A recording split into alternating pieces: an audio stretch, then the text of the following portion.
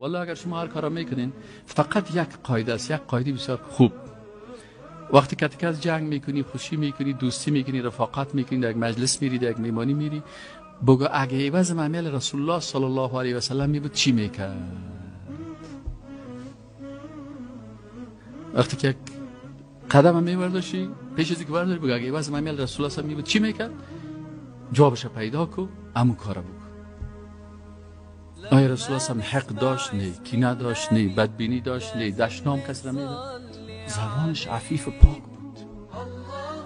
کسی را قلب پاک. رسول الله هم قلبش بسیار پاک، عقیده بسیار خوبی داشت، عبادت الله را بسیار خوب میکرد، احکام الله را سر خود کلش تطبیق میکرد.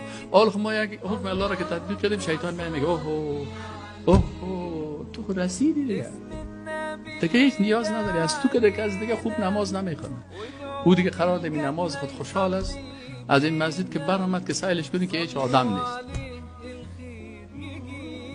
نماز یا کسی ببینیم والا من بسیار ذکر میکنم. ذکر خود یک شعبه ایمان است. الایمان بدون و 70 شعبه. برای من اگر وقت شیطان میگه تو خود دعوت کردی، این دیگه نه دعوت چیه؟ چند شعبه ایمان است؟